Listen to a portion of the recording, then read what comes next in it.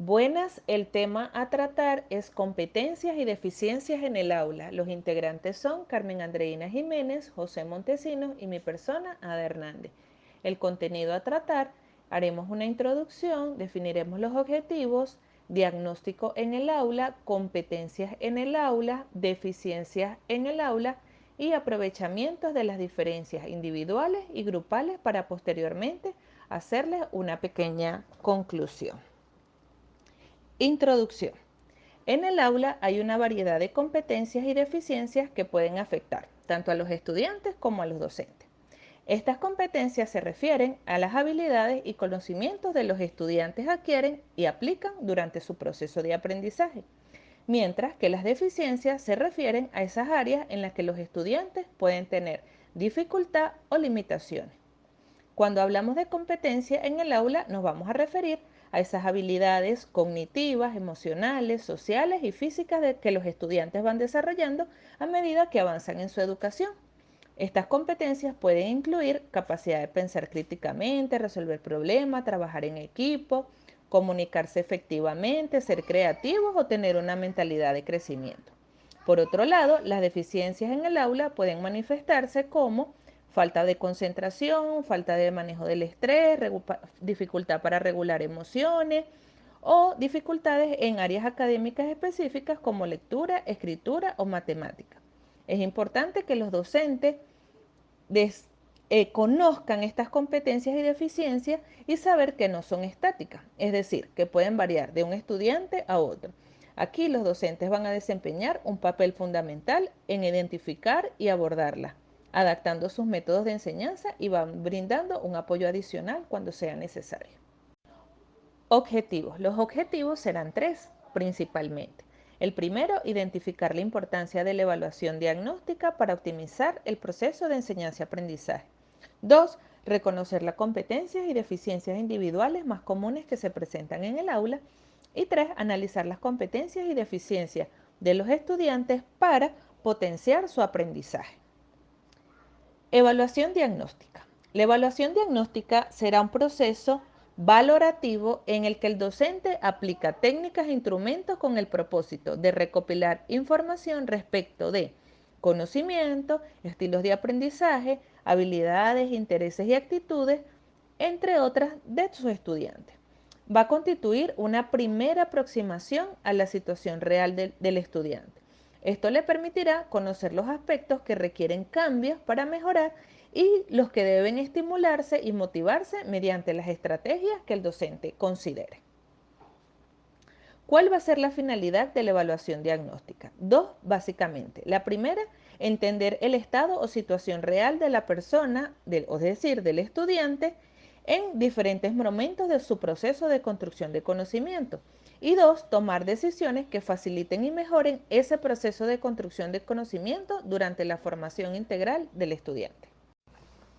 Características de la evaluación diagnóstica. Va a tener varias.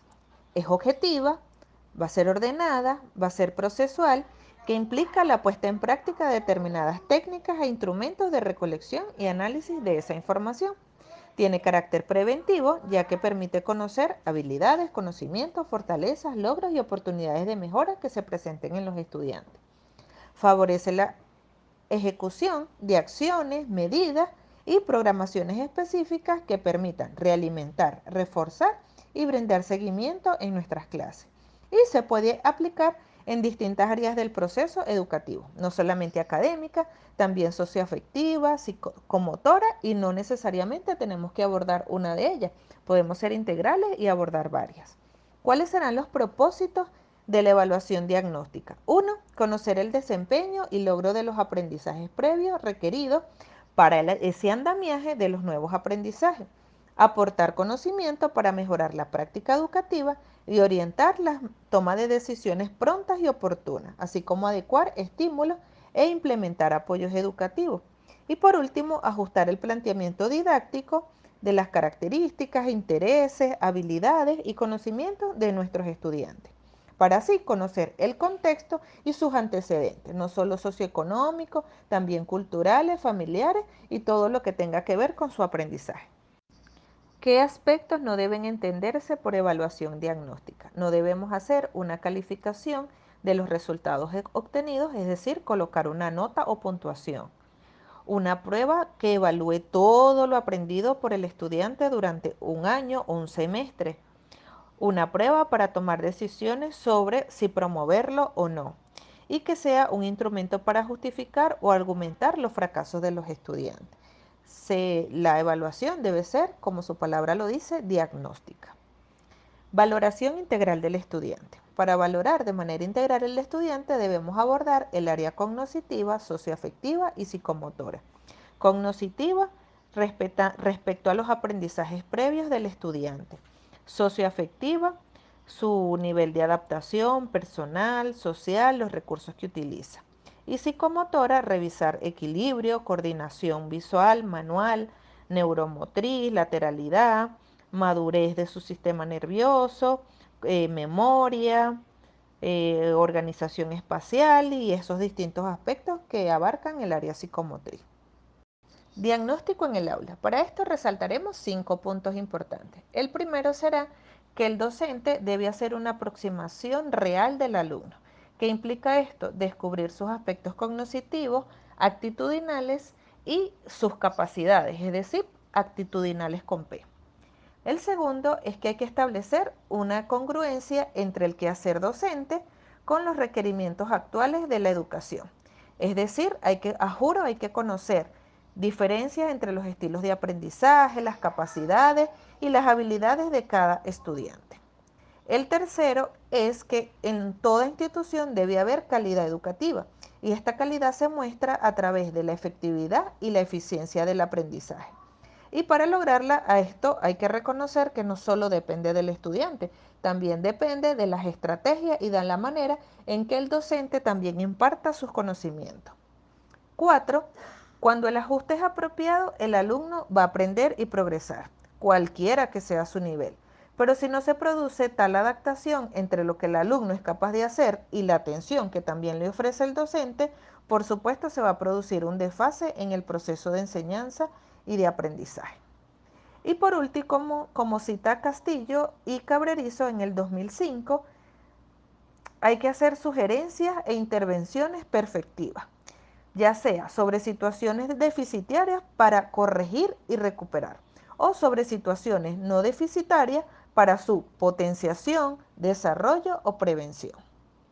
Estas competencias han sido tomadas como un referente en el diseño del currículo de muchos países. Competencia en comunicación lingüística. Esta competencia implica utilizar de forma eficaz el lenguaje como instrumento de comunicación en diferentes contextos y situaciones.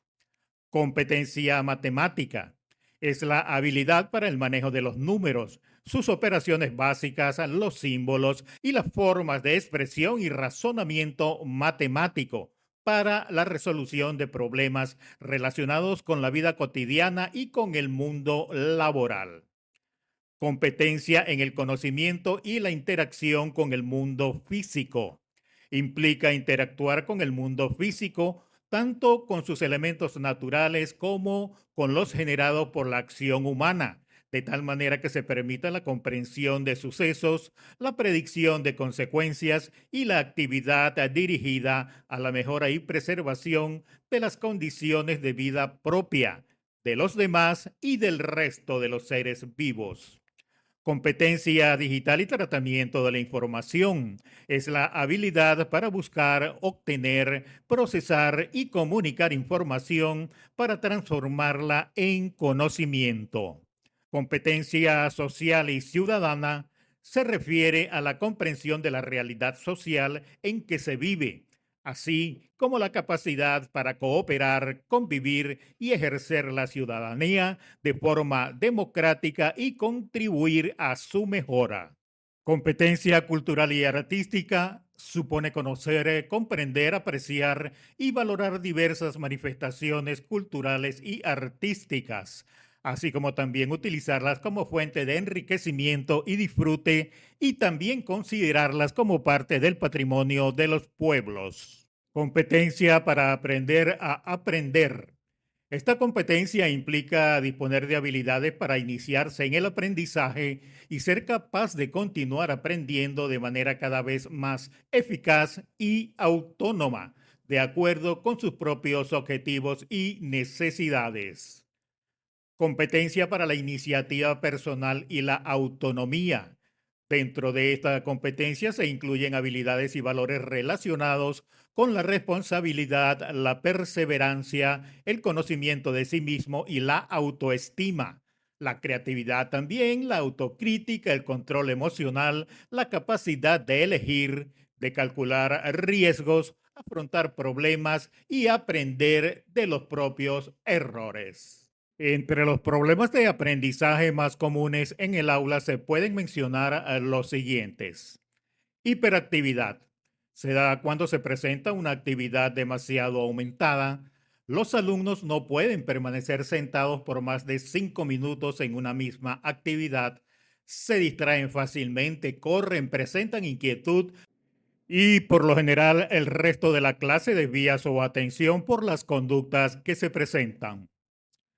Déficit de atención, comportamiento asociado a las dificultades de aprendizaje que consiste en falta de atención a las tareas, la cual limita seriamente las posibilidades de aprender correctamente.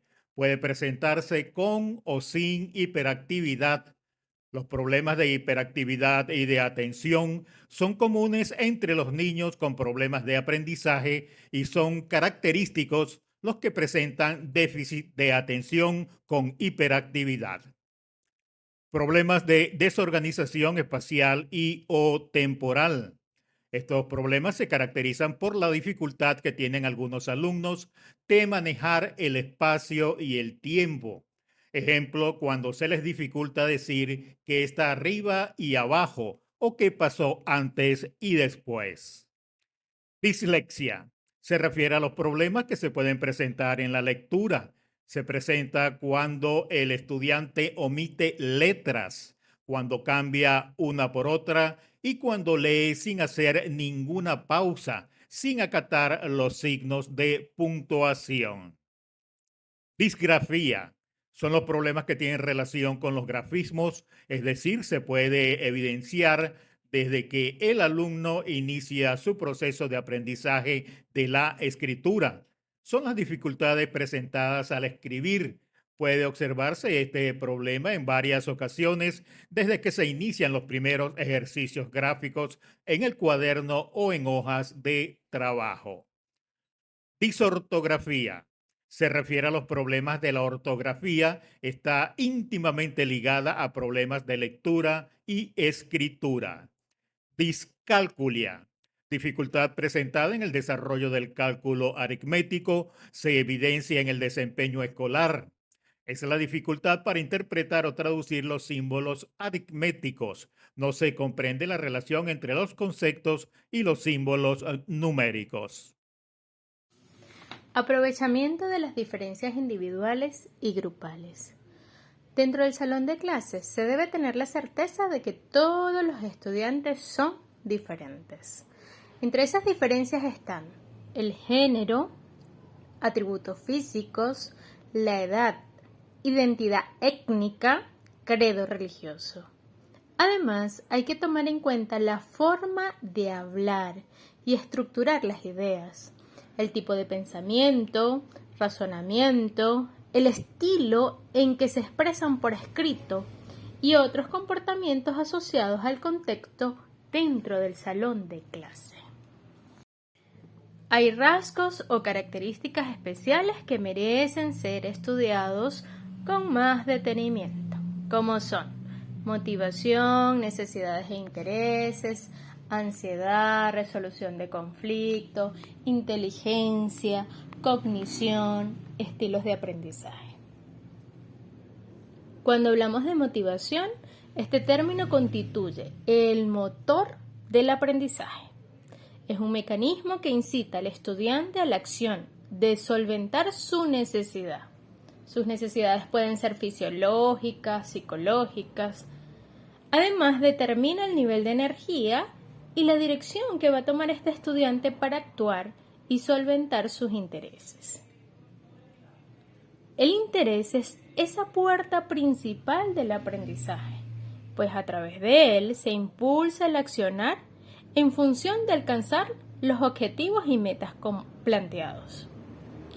Junto con la dinamización de sus procesos cognitivos, estos hacen que sea posible el compromiso activo con el aprendizaje. Un estudiante comprometido, interesado, motivado, tiene la capacidad para resolver, enfrentar, generar conocimiento, solventar sus conflictos presentes en el momento y acercarse de manera más acertada a sus objetivos. Cuando un estudiante logra conocerse, saber cuáles son sus capacidades, sus destrezas, sus debilidades, puede potenciar su aprendizaje. Es por ello que es fundamental el autoconocimiento. Esa capacidad de hacer introspección permite poder determinar cuáles son nuestras cualidades, destrezas, disposiciones innatas, limitaciones, características, impulsos, tendencias, acercándonos un poco más a reconocer nuestra personalidad. Y allí citamos a un autor llamado Alport, con este tema asociado al aprendizaje, debido que es fundamental reconocer nuestra personalidad para potenciar lo que sea necesario. Reconocemos nuestras debilidades y las podemos transformar. Cuando somos capaces de reconocer nuestras competencias y limitaciones, podemos enfrentar diferentes situaciones. Otra variable importante a estudiar es la inteligencia y tomamos en consideración a Howard Gardner. Su propuesta rompe con el paradigma tradicional de la inteligencia como algo único y general y señala esa condición de pluralidad. Esta nueva visión de la inteligencia permite reivindicar la condición humana con relación a las múltiples capacidades de cognición y genera en la educación nuevas prácticas pedagógicas e institucionales. El citado autor nos muestra que en realidad podemos distinguir por lo menos 8 tipos de inteligencia diferentes. Es decir, cada uno de nuestros estudiantes poseemos un espectro de inteligencia y nos diferenciamos por el nivel de desarrollo y su interacción derivada, 1, por la dotación biológica de cada uno, la genética, y 2, por la interacción con el entorno, esa cultura de ese grupo social al cual pertenecemos en un momento histórico determinado. El docente debe tener la capacidad de diagnosticar las competencias y limitaciones de los estudiantes, tomando en cuenta ese entorno sociocultural. Hay algunas limitaciones que debemos tomar en cuenta que van a interferir directamente en la forma de cómo aprendemos, como lo es la ansiedad. La ansiedad es un estado mental que se caracteriza por una gran inquietud, una intensa excitación, una extrema inseguridad. Afecta a gran parte de nuestros estudiantes y casi siempre presenta los siguientes síntomas: distracción, dificultad para la organización, poca flexibilidad, dificultad en la memoria, les cuesta grabar y evocar la información, inseguridad y poca confianza para realizar las actividades escolares, lo que interfiere en el aprendizaje. Es importantísimo que el estudiante aprenda y logre autorregular sus niveles de ansiedad con el fin que pueda consolidar su aprendizaje. Existen numerosas técnicas que ayudan a manejar y afrontar la ansiedad. Debemos ayudar a nuestros estudiantes con alguna de ellas para poder lograr esa autorregulación. Los estilos de aprendizaje reflejan diferencias cualitativas y cuantitativas en nuestra estructura mental, fruto de la integración de aspectos cognitivos, afectivos, motivacionales, del funcionamiento individual. Los estilos de aprendizaje determinan la forma en que el estudiante percibe, atiende, recuerda o piensa. Se considera que el estilo cognitivo es el punto de intersección entre la inteligencia y la personalidad. Es importante un aprendizaje más perdurable, significativo y de mayor aplicabilidad en la toma de decisiones y en la solución de problemas. Se debe aprovechar las diferencias individuales con el fin de desarrollar diferentes tipos de estructuras cognitivas.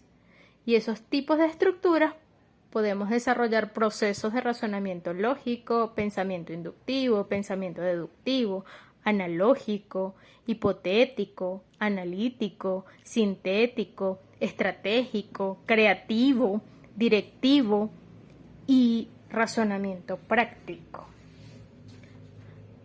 De allí que de una manera sencilla podemos generar este autoconocimiento a través de nuestro sistema de representación, que vamos a explicar más adelante. Todos tenemos un sistema de representación que más nos favorece en el aprendizaje. Al conocernos, podemos generar estrategias y técnicas que ayuden a desarrollar ese aprendizaje. Tenemos el sistema de representación visual. Cuando tenemos este sistema de representación más desarrollado, los estudiantes tienden a pensar en imágenes y a relacionar con ideas y conceptos. Son personas que estudian leyendo o escribiendo. Se inclinan por las ciencias exactas o teóricas. Suelen relacionarse con una gran capacidad para crear abstracciones y síntesis. Organizan, analizan y organizan la información en menos tiempo.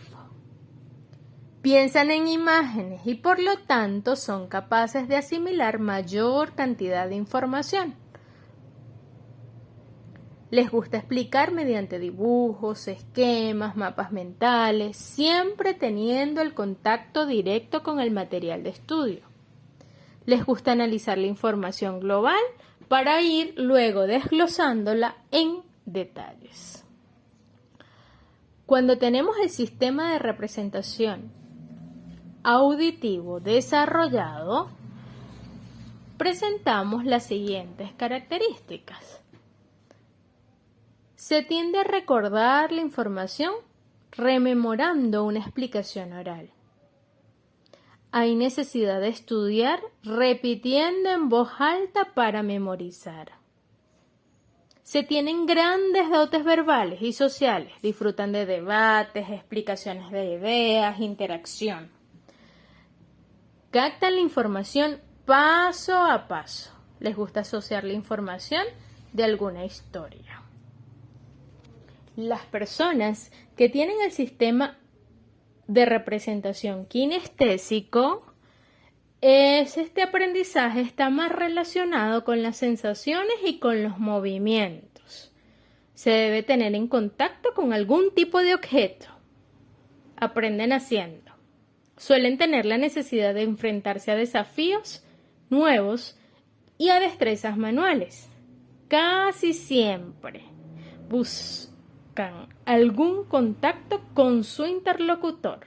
Buscan el contacto directo. Les gusta explicar, gesticular, muestran con las manos, prefieren actividades prácticas, talleres, manejo de herramientas, aprenden haciéndolo ellos. Necesitan tocar, probar y plantear diversas soluciones. Beneficio de los estilos de aprendizaje. Mejora la enseñanza. Al conocer los estilos de aprendizaje, los docentes pueden ajustar sus estrategias de enseñanzas y metodologías de modo que estén alineadas con las preferencias de cada estudiante. Esto allana el camino para una comprensión más profunda de la información y una retención más duradera de los conocimientos. Promover la motivación. Al adaptar el contenido y las actividades a los estilos de aprendizaje, el estudiante es más probable que se sienta motivado y comprometido con el proceso educativo. Facilita el aprendizaje autónomo. Por lo general, los estudiantes que conocen sus propios estilos de aprendizaje abordan el estudio de una manera más efectiva, práctica y tienen estrategias de autorregulación de sus emociones. Proporciona una experiencia de aprendizaje inclusiva. Al reconocer que existen diferentes formas de aprender, los estilos de aprendizaje ayudan a crear un ambiente educativo más inclusivo y respetuoso de la diversidad de los estudiantes. Para finalizar, podemos decir que el diagnóstico facilita la detección temprana de posibles problemas de aprendizaje o de desarrollo, lo que permite acompañar a los estudiantes en el apoyo especializado que requieran a tiempo.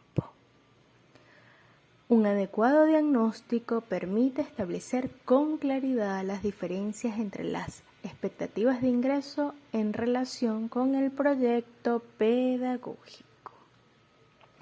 Además, el aprovechamiento de las diferencias individuales y grupales trata de generar una actitud crítica, consciente por parte del estudiante o el docente, que progresivamente lo lleva a conocer más acerca de lo que ya conoce, superando sus capacidades y limitaciones y aplicando con más precisión los procesos que le permiten adquirir nuevos conocimientos, administrar su aprendizaje y verificar su progreso. Para finalizar, dejamos esta reflexión.